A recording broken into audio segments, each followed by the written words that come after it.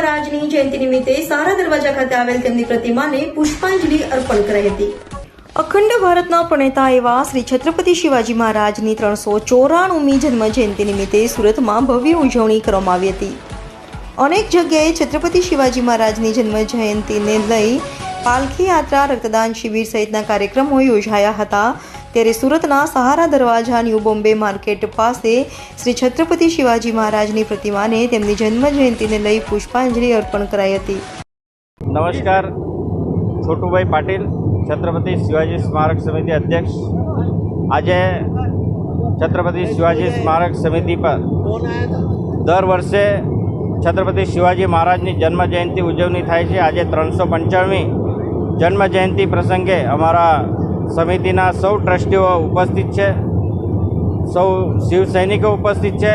ત્યારે મને કહેતા આનંદ થાય છે કે આ સમગ્ર ગુજરાતમાં જે મોટી મોટી સિટીઓ છે ત્યાં મહારાજની પ્રતિમા બેસાડવામાં આવી રહી છે। હમણાં મહિના પહેલાં જ આદરણીય સાંસદ, ગુજરાત પ્રદેશ ભારતીય જનતા પાર્ટીના અધ્યક્ષ અને જલશક્તિ મંત્રી આદરણીય CR પાટીલ સાહેબના હસ્તે અંકલેશ્વરમાં અશ્વારૂઢ પ્રતિમાનું અનાવરણ કરવામાં આવ્યું।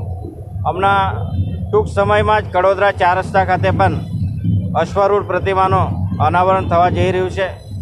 મને કહેતા આનંદ થાય છે, હું દરેક જગ્યા પર કહું છું, આપણે ખાલી પ્રતિમા નથી બેસાડતા, એનાથી આપણા બાળકો, યુવાઓ કંઈક બોધ લે, એનાથી કોઈ સારા સંસ્કાર આપણા બાળકોને મળે, એ આશયથી આપણે આ પ્રતિમાની સ્થાપના કરી રહ્યા છીએ। અને મને ગર્વ થાય છે જે યુવાઓમાં જે જાગૃતતા આવી છે એ ખૂબ સારી જાગૃતતા આવી છે। આજે હું એમને સૌને આવકારું છું। આજે આ સ્મારક પર ખૂબ મોટી સંખ્યામાં શિવભક્તો આવ્યા છે, એમને પણ હું આવકારું છું।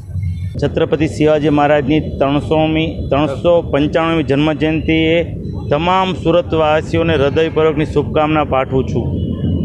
છત્રપતિ શિવાજી મહારાજ મહાન યોદ્ધા, સાહસિકતા, પ્રજાલક્ષી કાર્યો અને તેમના જીવનમાં આજે આપણે પ્રેરણા લઈએ, કારણ કે મુગલોની સામે અડગ થઈને છત્રપતિ શિવાજી મહારાજ તે સમયમાં લડ્યા હતા।